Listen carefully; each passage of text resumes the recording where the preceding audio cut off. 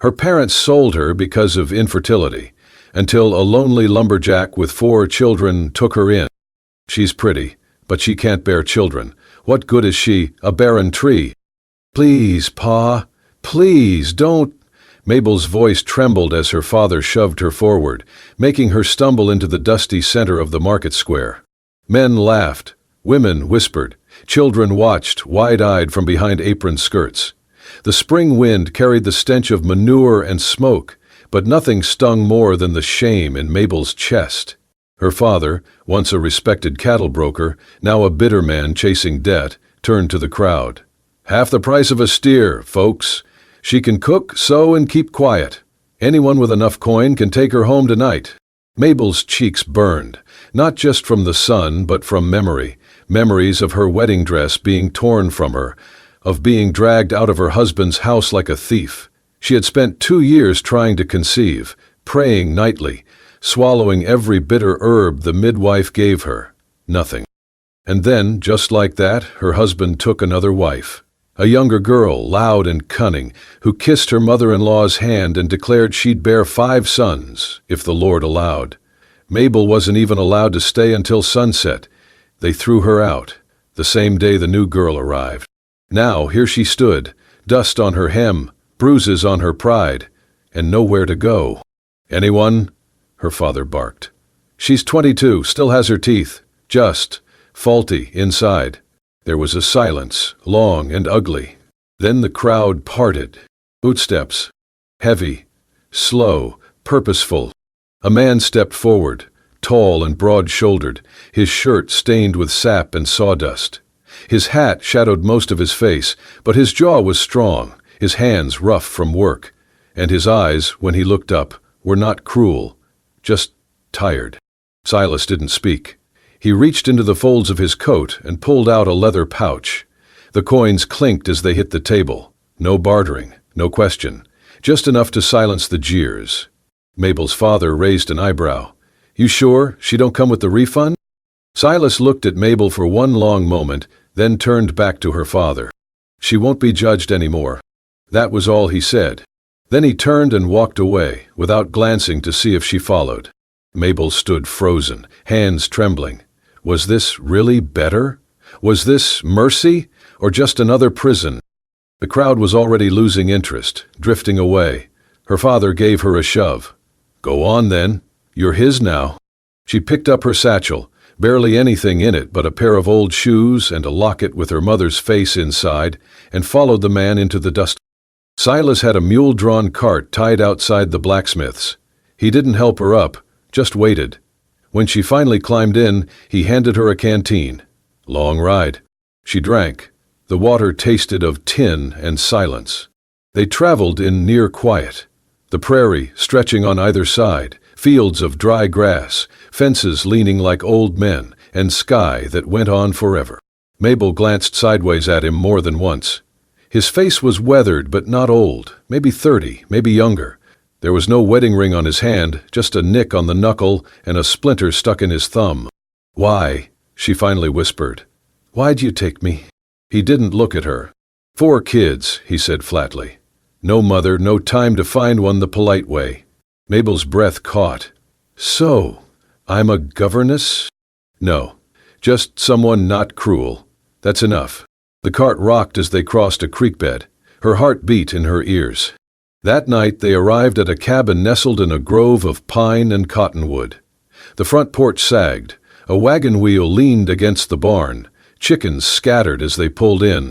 4 children peeked from behind a curtain, 3 boys, 1 girl, all with red cheeks and wide, suspicious eyes. "This is Ms. Mabel," Silas told them. "She'll be staying." The youngest boy, barely 3, toddled over and wrapped his arms around Silas's leg. Silas picked him up with one hand and opened the door with the other. "Room upstairs," he said to Mabel. "Warm water's in the bucket." She climbed the stairs, her legs shaking. The bed was small but clean. A single window overlooked the field. She sat on the edge and wept, soft and without sound. She had not chosen this. But for the first time in weeks, no one asked her why she was broken, and no one demanded she be anything else. Silas's cabin stood quiet at the edge of the pine woods, like it had always been there, grown from bark and time.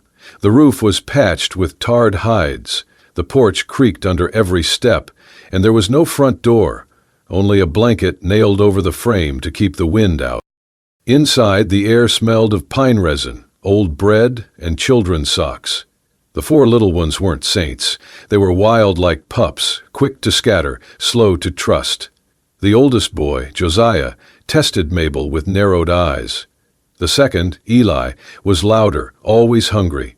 The girl, Hannah, clung to her father's pant leg like a burr, and the youngest, Benji, could not say her name yet, but followed her shadow like it was safer than his own. Mabel started slowly. She boiled water on the wood stove, burned the first pot of beans, and cried when the bread didn't rise. She stitched socks with fingers that hadn't held a needle in weeks. She did not speak much. Her voice was too fragile still. One afternoon, while trying to lift a pot of stew, she slipped and sent the whole thing crashing to the floor. The sound startled the hens outside. The children froze. Mabel stared at the mess in horror, sure that a slap or scream would follow. But Silas only walked over, squatted down, picked up the pot and said, "It's only stew." That was all. No anger, no disappointment. That night she sat outside on the porch, trying not to cry again. She failed. Later she tucked the children in. Her hands shook a little as she pulled the quilt over Benji's chest. He coughed. Hannah whimpered and clung to her again. She tried humming an old lullaby, her voice unsure, trembling like the wick of a dying candle. And then a storm came. The wind howled, trees leaned, and the girl, Hannah, burned up with fever. Silas, who could swing an axe with one hand, stared helplessly at the child, unsure what to do. Mabel moved fast.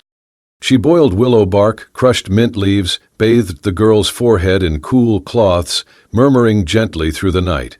Her hands never stopped moving, not once. She did not sleep. When dawn broke, the girl's fever had broken too. Hannah opened her eyes and mumbled something about pancakes. Silas stood in the doorway, arms folded, saying nothing, but his jaw slackened, his shoulders dropped. He looked at Mabel like she had done something holy. Mabel, bleary-eyed and too tired to smile, only nodded. That morning, after she got the children dressed, she came downstairs and saw a kettle on the stove. Steam curled from the spout. A mug waited beside it, and on the table lay a small note in stiff, uneven handwriting. "Thank you," she smiled again. No name, no signature, but Mabel felt her throat tighten. She sat on the worn bench, holding the mug in both hands. The tea was strong and bitter with pine, but it warmed her chest. She looked toward the woods beyond the window. Something was changing. Not fast, not loud, but real. She had been tossed away, like broken furniture, sold like livestock, measured by a womb that refused to bloom. But here, in this lopsided cabin with no front door, someone saw her hands, her effort, her care, not her failure. That afternoon, Benji toddled up, lifted his arms and said one word clear as sunrise. "Mabel." And for the first time in weeks, she smiled back, not because she had to, but because she wanted to. Spring crept slowly into the pines, softening the frostbite that had gripped the land. Mabel no longer cried at night. Her fingers grew steady again, her voice firmer. She started teaching the children letters using charcoal on worn planks, helped them learn their names and hum simple songs. She showed Hannah how to tie a ribbon in her hair and stitched matching scarves from old feed sacks for each of them. They called her Miss May. She never corrected them. But even as the days warmed, fear remained under her ribs like a bruise not yet healed. One afternoon, Silas asked if she could ride with him into town to pick up salt and tin nails. He said nothing more, just tossed her the reins like she belonged. At the general store, Mabel stepped out while Silas waited in line for supplies. The air was thick with gossip as usual. And then a voice, sharp and cruel, cut through the clatter. "Well, if it ain't the barren ghost herself." Mabel turned slowly. Her mother-in-law stood in front of the dry goods stand, fanning herself with a folded newspaper. Next to her was the new wife, young, smug, wearing lace gloves and touching her belly in a gesture too practiced. "That's her?" the girl asked, loud enough for half the market to hear. "Yes," the older woman sneered. "Pretty but cursed. Could not give us even a squalling pup."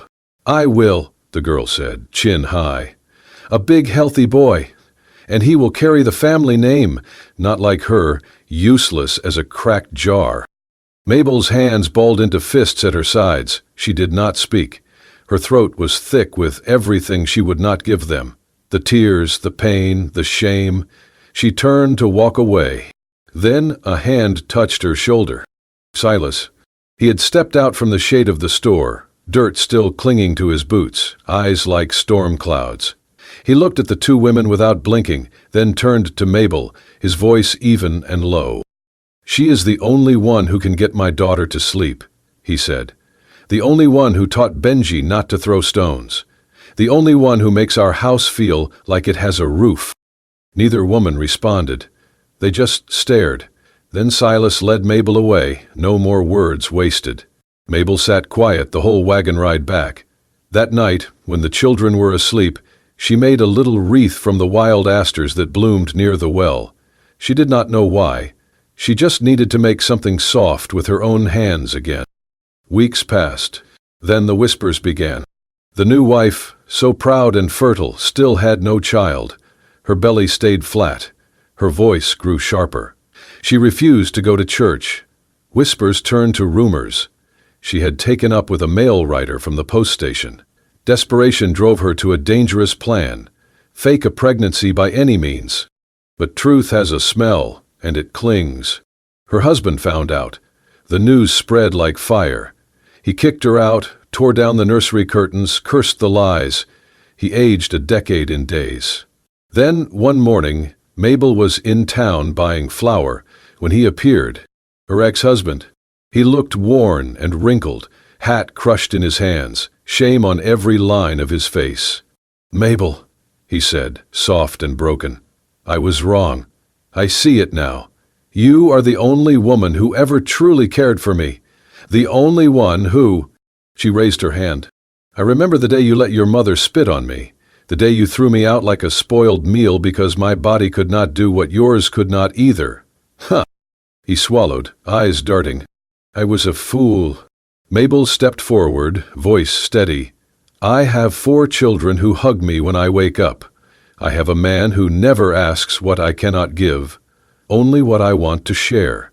My house is full of warmth, of laughter, of peace." She paused. "And I would rather sweep ashes for Silas than sit in your parlor like a porcelain trophy." He opened his mouth but said nothing. She turned and walked away. From across the street, Silas stood holding a sack of rice. He had seen it all, heard it all. His face held no pride, only something deeper. Gratitude and love, not born of pity, but of choice. Chosen not once, but every day.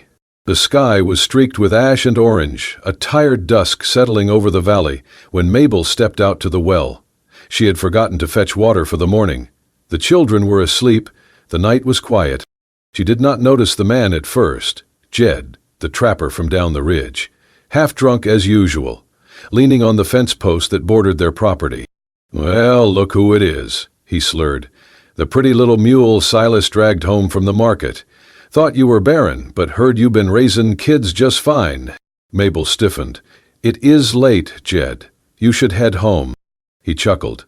"Just wanted a look. Silas keeps you locked up tighter than a coin purse."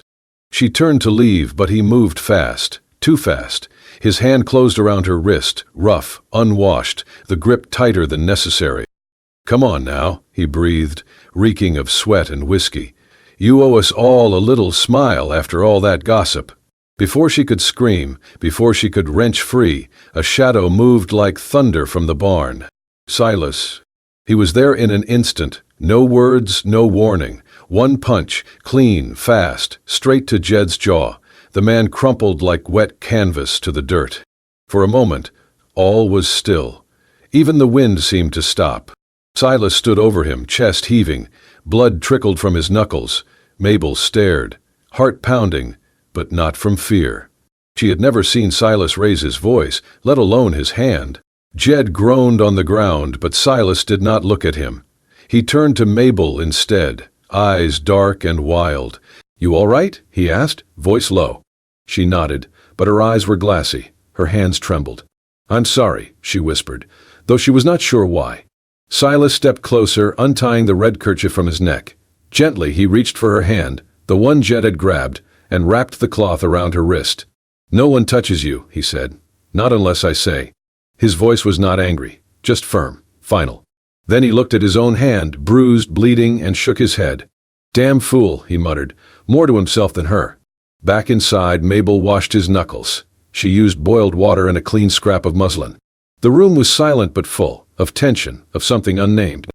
"You did not have to," she said quietly. He would have left. Silas looked at her, eyes softening. "He should not have grabbed you." She dabbed at the blood. "Still, you do not even like fighting." "I like less seeing someone hurt you." She blinked hard, breath catching. "I cried," she admitted. "But not because I was scared. Because no one's ever stood up for me like that." He said nothing. Just looked at her like she was something delicate but not breakable. Something worth defending. When she finished, she sat back. He flexed his fingers. "Thank you," she said. Silas shrugged. "I reckon I do not want a world where folks like him think they can talk to you that way." She smiled, small and grateful. Her wrist still ached, but her heart, for the first time in years, felt held. Outside, the stars were sharp and bright. Inside, a man who never raised his voice had finally raised his hand for her. And she, a woman always told she was too little to matter, had been shielded like something precious. It was not love yet, but it was the shape love might take. It was a morning lined with frost, the kind that clung to fence posts and left breath visible.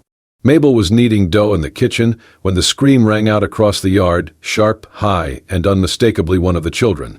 She dropped the bowl, flour flying into the air like snow, and ran barefoot across the packed dirt. Silas's youngest son, Caleb, was crumpled near the woodpile. His leg was twisted awkwardly beneath him, the axe lying nearby, its edge streaked with red. "Oh God," she whispered, dropping to her knees. Silas was already there, his face tight, arms steady as he lifted the boy gently. "Go boil water," he said, voice calm but urgent. "Bring the bandages from the pantry." She ran, her heart hammering, her hands clumsy with haste. When she returned, Silas had laid the boy on the kitchen table, his pants cut open at the thigh. Blood welled from a long, ragged gash. Mabel's hands shook as she pressed the cloth to the wound. Caleb cried out, his face pale. "I know, baby," she whispered, voice cracking. "I know it hurts. Just hold on." Her tears dripped onto the boy's leg as she worked. Her fingers smeared red as she cleaned, wrapped, tied. She prayed with every knot, every whisper. Then, a tiny voice through clenched teeth, "Don't cry, Mama." She froze. The word lingered in the warm, damp air, Mama. Caleb blinked at her, lips trembling. "You make the best biscuits. You sing soft like my real mama used to." Mabel cupped his cheek with a trembling hand, the tears falling freely now. Later, when the boy was resting, his leg elevated, the other children gathered near the fire. One brought her a blanket. Another offered her a carved toy horse. "Papa said you're staying," said the middle child, a freckled girl with a serious brow. "Does that mean you're our mama now?"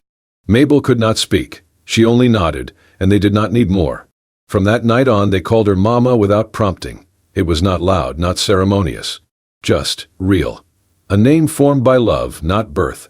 Silas watched it all in silence. He saw the way she held their hands when they were afraid of the dark, the way she braided hair with care, the way her eyes softened when one of them whispered her name. That night, after the house had gone still, Silas stepped out onto the porch where she sat alone under the stars. He stood there a long time before speaking. "I ain't ever been a good talker, you know that." She looked up. "You say enough." He nodded. "When I put money down at that market, I thought I was giving you a way out. But I never thought I had a right to keep you." Mabel turned, heart thudding. "I figured you'd leave once you had your footing," he continued. "And if that's what you want, I won't stop you. I won't hold you to what started as a sale." She stared at him, every muscle in her body trembling, not from fear, but from something deeper, older, more tender. "I used to think love meant being chosen at first sight," she said softly. "But I've learned something better, being chosen again. After people see who you really are." Silas's jaw tightened. "If you're not sending me away," she added, "then I'm not going." The porch creaked beneath her as she stepped toward him, took his calloused hand. "I may not have made these children," she said, "but they made me something I thought I'd never be. And you let me be that without demanding anything in return." He looked at her then, not with desire, not with guilt, but with awe, like she was the one who had rescued him. "I just wanted you safe," he said. "And now I want more than safe," she replied. He pulled her gently into his arms, not as a man claiming a prize, but as a man who had been given a second chance, and was wise enough to hold it gently. Inside, the fire crackled low. Outside, frost crept across the ground. But in between them, warmth grew, a quiet promise built not on blood, but on belonging. The morning sun filtered through the pine trees, golden and soft, as Mabel walked hand in hand with the oldest of Silas's children down the dirt path that led to the one-room schoolhouse. His hand was small but firm in hers, warm with trust. He was 10, bright-eyed, with a defiant smirk that often made her want to both scold and kiss his forehead. Today, though, he was quiet, maybe nervous. He clutched his reader book like it was a life raft. When they reached the little building, the teacher, a tall, lean man with spectacles too large for his nose, welcomed them inside. "We're just catching up on paperwork," he said politely, flipping through some forms. "I just need to finalize the birth registry, Mom." Mabel nodded, smoothing the boy's collar. "What's your full name, son?" the teacher asked. The boy straightened. "Thomas Jennings." "And your mother's name?" There was a pause. The teacher's pen hovered. Mabel's breath caught. Thomas looked up at her, then back at the teacher, his voice clear and sure. "Mabel Silas." She blinked. Her heart felt like it had been caught mid-beat. "Is that your mother's married name?" the teacher asked, slightly confused. Thomas nodded with a seriousness too old for his age. "That's what we call her." The teacher, perhaps used to complexities in frontier families, simply wrote it down and smiled. "Very well, Mabel Silas it is." Mabel felt the sting behind her eyes long after they stepped back outside. She had worn many names in her life. Mabel Barnes, daughter of a man who sold her. Mabel Jennings, wife to a man who rejected her womb before her heart. Mabel Nothing, whispered behind her back in the market. But this name had not been given by law or man. It had been spoken by a child with no reason to lie, no need to flatter. Just truth. When they returned to the cabin, the smell of smoke and pine welcomed them. Silas was at the table, carving something small, a bird maybe. He looked up at her with a soft grunt. "The boy do all right." "He did more than all right," she whispered. Later that evening, as she folded laundry by the fireplace, Silas came over and set something beside her. It was a leather-bound notebook, its pages clean and untouched. He sat down beside her, hands resting on his knees. "I don't got much to offer that ain't covered in sap or dirt," he said slowly, "but I figure. If anyone earned a fresh page, it's you." She opened the book, ran her fingers over the first page. Blank, ready. "I used to dream of starting over," she said, "but I never thought I'd get to write the story myself." Silas nodded. "You write what you want, or nothing. It's yours." She looked at him. "Will you read it?" "Only if you let me." She turned back to the page, held the pen like it was a promise. And slowly, with deliberate strokes, she wrote, "Today is the first day I was loved without having to give birth to anyone." She did not look up as she wrote it. She did not need to, because the warmth at her side, the quiet trust in the cabin, the way Thomas had said her name, all of it was real. When she finished, Silas gently took the pen from her fingers and set it down. He leaned forward, pressing his forehead softly against hers. "Thank you," he murmured. "For what?" "For staying long enough for us to love you right." And in that quiet, fire-warmed room, the woman once sold for less than a cow was reborn, not through law or marriage, but through something deeper, something true. The heat settled over the land like a curse. Rain had not touched the soil in over 7 weeks. The once green edges of Cross Hollow were now brittle and cracked, as if the ground itself had forgotten how to breathe. Trees leaned in silence. The creek behind the house, once lively with frogs and laughter, had thinned to a muddy trickle. Crops withered under the relentless sun. The corn died first, then the beans. Silas did not say much, but his shoulders carried more weight with each passing day.